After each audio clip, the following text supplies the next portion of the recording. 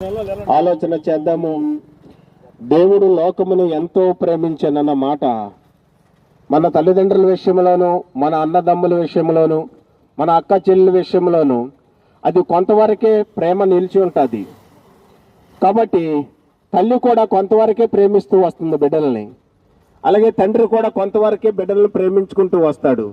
అన్నదమ్ముల ప్రేమ, అక్క చెల్లెల ప్రేమ అది ఈ లోకం బట్టికే మనకి శాశ్వతంగా ఉంటుంది తప్ప అది నిత్య జీవంలోనికి మనల్ని నడిపించలేదు. కానీ దేవుడు ఎటువంటి వారినైనా సరే ఆయన ప్రేమించడానికి సిద్ధంగా ఉన్నారు. ఎటువంటి వారినంటే ఒక కుష్ఠరోగిని చూసి మనము ఆ దగ్గరికి కూడా వెళ్ళడానికి కూడా మనం ఇష్టపడము. అవునంటారా కాదంటారా? ఒక కుష్ఠరోగి దగ్గరికి మనం వెళ్ళాలంటే మనం ఎంతో దూరంగా ఉండి అతనేదో వాసన వస్తుందని, అతనేదో కుళ్ళిపోయాడని మనం ఎంతో దూరంగా ఉంటాము కదా. అలాగా మన అంతర్యము కూడా, మన హృదయము కూడా లోన ఎంతో కుళ్ళు పట్టిపోయింది. అది పైకి కనపడదు. హృదయ రహస్యాలు ఎరిగిన దేవునికి తప్ప ఏ మానవుడికి కూడా ఒకరి మనసు ఒకరికి తెలియదు. ప్రియమైన వాళ్ళారా, ఆ కుష్ఠరోగిని చూసి ఎలాగైతే దూరంగా మనం వెళ్ళిపోతామో, కానీ పై రూపాన్ని చూసి మానవులు ఒకరి ఎడల ఒకరి ప్రేమ కలిగి ఉంటారు తప్ప లోన అంతర్యము కుళ్ళిపోయింది, లోన పాపముతో నిండి ఉన్న మానవుణ్ణి ఎవరు అసహించుకోరు. ఎందుకంటే ఆంతర్యము, హృదయము, మనసు అన్నది అది ఆత్మకు సంబంధించినది. కాబట్టి ఆ ఆత్మ దేవుడికే తెలుసు తప్ప ఒక మనిషిని మనసు ఒకరికి తెలియదు. ప్రియమైన వారు ఆలోచన చేద్దాము. ఒక కుష్ఠరోగిని మనము దగ్గరికి చేరలేనప్పుడు పాపం అనే కుష్ఠతో మానవుడు జీవిస్తున్న ఈ లోకములో దేవుడు ఎంతగానో ప్రేమించాడంటే తన ప్రాణము పెట్టినంతగా మానవుడిని ప్రేమిస్తూ వచ్చాడు. ప్రియమైన వాళ్ళారా, ఆలోచన చేయండి. నేనేదో నీతిమంతుణ్ణి, నేనేదో పైకి చాలా భక్తిపరుణ్ణి అని మనం అనుకుంటూ వస్తాము. కాదు ప్రియమైన వాళ్ళారా, ఏ భేదము లేదని పరిశుద్ధ గ్రంథం తెలియపరుస్తూ వస్తుంది. ఏ భేదము లేదని ఎందుకు పరిశుద్ధ గ్రంథం తెలియపరుస్తూ వస్తుందంటే దేవుని మాట వినకపోవటమే మానవ యొక్క జీవితంలో అది పాపముగా నిల్చున్నట్లు లేఖనము తెలియపరుస్తూ వస్తుంది. కాబట్టి మనం అందరము పైకి నీతిమంతులుగానే వేషధారణతో నిండి ఉన్నాం. ప్రియమైన వాళ్ళారా, ఆలోచన చేద్దాము. ఏంటి వేషధారణ అంటే, ఒకరు మన ఇంటికి వచ్చినప్పుడు అతడు మనిషి కనపడగానే ఎంతో ప్రేమతో పలకరిస్తూ వస్తాము, ఎంతో వినయంతో మాట్లాడుతూ వస్తాము. కానీ ఆ మనిషి బయటకు వెళ్ళిన వెంటనే మన ఆంతర్యంలో ఉన్న యొక్క పాపం స్థితి, ఆ కుళ్ళు బయటకు వచ్చి ఇతడు ఇలాంటి వాడు, ఈమె ఇలాంటిది, ఇతడు ఇలాంటి వాడని ఎన్నో రకాలుగా మనం మాట్లాడుతూ వస్తాము. చూసారా, ఆంతర్యము ఎంత ఆలోచనతో కుళ్ళుతో నిండిపోయిన ఈ ఆంతర్యాన్ని మనము శుద్ధి చేసుకోవాలంటే ఇదిగో దేవుడు చెప్తూ వస్తున్నాడు. ఏమనంటే, మీరు ఎటువంటి బలులు ఇచ్చినా గాని, ఎటువంటి మీరు హోమాలు చేసినప్పటికీ, ఎటువంటి మీరు పుణ్య కార్యాలు చేసినప్పటికీ మానవుని యొక్క పాపము తీసివేయలేదు. ప్రియమైన వాళ్ళారా, ఆలోచన చేద్దాము. ఎందుకు తీసివేయలేదంటే మానవుడు ఒక మానవుణ్ణి కాపాడలేడు, విమోచించలేడు.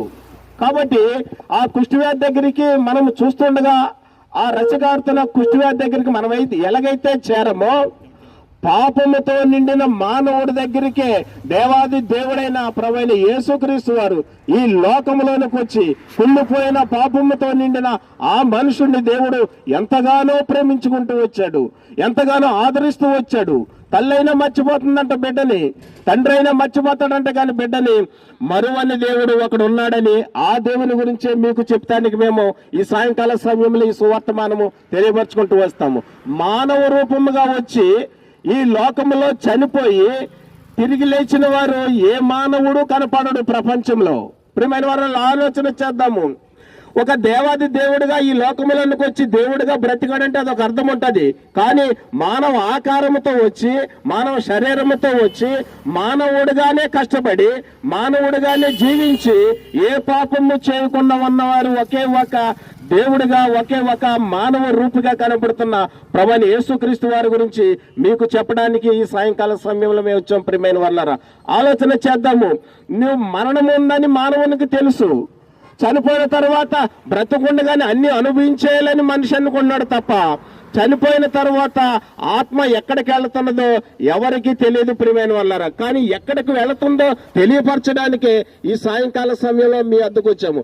ఒక మానవుడిగా పుట్టి ఈ లోకంలో మానవుడిగా చనిపోయి సమాధి చేయబడి 3వ దినాన్ని లేచిన ఆ మానవ రూపముగా ఉన్న దేవాది దేవుని గురించి మీకు పరిచయం చేయడానికి సాయంకాల సమయంలో మీ వద్దకు వచ్చాం. ప్రియమైన వాళ్ళరా, ఆలోచన చేయండి. ఒక మానవుడు చనిపోయి ఇదిగో ఎంతో మంది చెప్పారు నన్ను సమాధి చేయండి, నేను లేస్తానని చెప్పిన వారే ఇప్పటి వరకు కూడా ఎవరు లేగలేదు. కానీ ఒకే ఒక వ్యక్తి మానవ రూపంలో ఈ లోకంలోనికి వచ్చి ఒకే ఒక ఆయన చెప్తూ వచ్చాడు, ఇదిగో నేను చనిపోతాను, సమాధి చేయబడతాను, 3వ దినాన్ని లేస్తానని.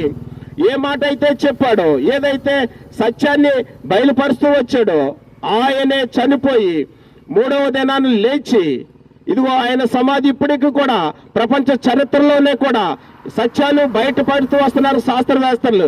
ఇప్పుడు కూడా ఏ మనిషి సమాధి కూడా ఖాళీ లేదు. ప్రియమైన వాళ్ళరా, మనిషి చచ్చిపోతే ఆ సమాధిలో కొన్ని దినాలైన తర్వాత ఆ కుళ్ళుతోనూ కంపుతోనూ ఎముకలతోనే ఆ సమాధి నిండి ఉంటుంది. కానీ ఇదిగో ఆయన చనిపోయి తిరిగి లేచి ఖాళీ సమాధి యెరూషలేములో ఉందని నిరూపించిన మహానీయుడు, మహా గొప్ప దేవుడు ఆయనే ప్రభువైన యేసుక్రీస్తు వారు. ఆయనే అందరినీ కూడా రక్షించేవాడు. ఆయనే చనిపోయిన తర్వాత తిరిగి మానవుని లేపగల శక్తిమంతుడు ప్రభువైన యేసుక్రీస్తు వారి గురించి మీకు తెలియపరచడానికి సాయంకాల సమయంలో మేము వచ్చాము.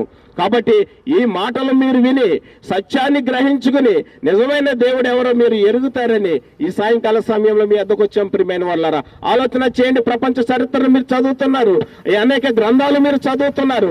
చనిపోయి తిరిగి లేచిన మానవుడు ఎవరు కూడా చరిత్రలో, ప్రపంచ చరిత్రలో ఏ శాస్త్రవేత్త కూడా చెప్పలేదు. కానీ ఒకే ఒక ఆయన గురించి ప్రపంచమంతా ఎలుగెత్తి చాటి చెప్తూ వస్తుంది. ఆయనే మానవ రూపము వచ్చిన ప్రభువైన యేసుక్రీస్తు వారు.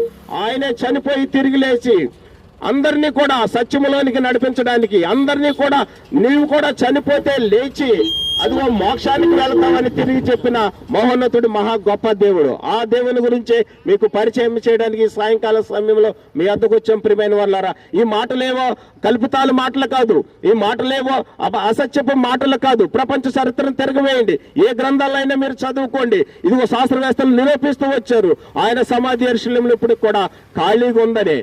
ఎవరి సమాధి కూడా లేదు. అందరూ చెప్పారు కానీ ఎవరు లేవలేకపోయారు. ప్రియమైన వాళ్ళారా, ఆయన ఒక్కడే లేచాడు. అలాగే మానవుడు కూడా చనిపోతే ఆత్మను లేపేది ఆ ప్రభువైన యేసుక్రీస్తు వారే. ఆయనే నిజమైన రక్షకుడు. మానవులందరినీ ప్రేమించి వాళ్ళ పాపము నుంచి విమోచించేవాడు ఒకే ఒక రక్షకుడు, ఆయనే ప్రభువైన యేసుక్రీస్తు వారు. కాబట్టి మీరు ఈ సత్యాన్ని ఎరిగి, మీరు అనేక మంది పేపర్లో ఎన్నోసార్లు చూస్తుంటారు, ఎన్నో విధాలుగా మీరు చదివి ఉంటారు. కానీ ఈ సత్యాలు మీకు బయలుపరుస్తూ వస్తున్నాం. ప్రియమైన వాళ్ళరా, ఎందుకంటే మేము చనిపోతే ఎక్కడికి వెళ్తామో నిరీక్షణ గలవారమై, మా ఆత్మ ఎక్కడికి వెళ్తుందో మేము ప్రభువైన యేసుక్రీస్తు వారిని నమ్ముకుని విశ్వసించి మేము చనిపోతే మాకు ఏ భయం లేదు, మరణ భయం లేదని మీకు చెప్పడానికి మేము వచ్చాము. కాబట్టి ఈ మాటలు విని మీరు ప్రభువైన యేసుక్రీస్తు నందు విశ్వాసం ఉంచి ఆయనే నిజమైన రక్షకుడని, మేము కూడా మోక్ష మార్గాన్ని తెలుసుకోవాలని మీరు అనుకుంటే, ఇదిగో ఇక్కడ ప్రార్థన యెరూషలేము ప్రార్థనా మందిరం ఉంది. సిర్రా రాము గారు, మాజీ సర్పంచ్ గారు, వాళ్ళ ఇంటి వద్ద ఆరాధన కూడిక జరుగుతుంది ప్రతి ఆదివారము. అలాగే శుక్రవారము 7 గంటలకి రాత్రి కూడిక జరుగుతుంది. ఇంకా బైబిల్లో సత్యాలు మీరు తెలుసుకోవాలంటే, ఇంకా నిజమైన దేవుడు మీరు తెలుసుకోవాలంటే అక్కడ సేవ చేస్తున్న దాసులు ఉన్నారు, ఆ జోషువా అన్న గారు ఉన్నారు. వాళ్ళ గురించి కూడా ఆయన ఇంకా సత్యాలు మీకు బయలుపరుస్తూ వస్తారు. మీరు విశ్వసించి రక్షణలోనికి రావాలని ప్రేమపూర్వకం ఈ సాయంకాల సమయంలో యేసుక్రీస్తు సువార్త మీ వద్దకు తీసుకొచ్చాం. మీరు అంగీకరించి రక్షణలోనికి నడిపించబడాలని, ఆ దేవాది దేవుడిని మీరు కూడా ఆరాధించాలని ప్రేమపూర్వకం మీకు ఆహ్వానం పలుకుతూ ప్రార్థన చేసి మీ కొరకు ముందుకు వెళ్ళడానికి మేము ఇష్టపడుతూ వస్తాం.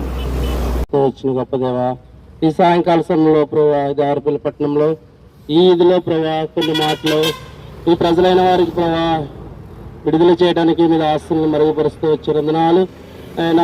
ఈ మాటలు ఎవరైతే ఆలకిస్తూ వచ్చారో వారి హృదయాలను తెరవండి. వారిని ఆయన మీరు కార్యం జరిగించండి. ఆ కృప చూపుడిన దయ చూపుడిన ఆయన వారి నిత్యత్వంలో ప్రవేశించలాగిన, నిత్య జీవంలో ఉండేలాగిన, వారి పాపాలు క్షమింపడేలాగిన, వారిని ప్రభా జ్ఞాపకం చేసుకుని మీ యొక్క నామాన్ని మహిమకరంగా వారు జీవించినట్లుగా, వారు వెలుగులోకి వచ్చినట్లుగా, వారు దర్శించి వారి మహిమ పొందినట్లుగా, మీ నామాన్ని గణపరిచినట్లుగా మీరు కృప చూపమని యేసుక్రీస్తు పరిశుద్ధమైన నామంలో ప్రార్థించి బ్రతిమలాడుకుంటున్నాను పరమ తండ్రి.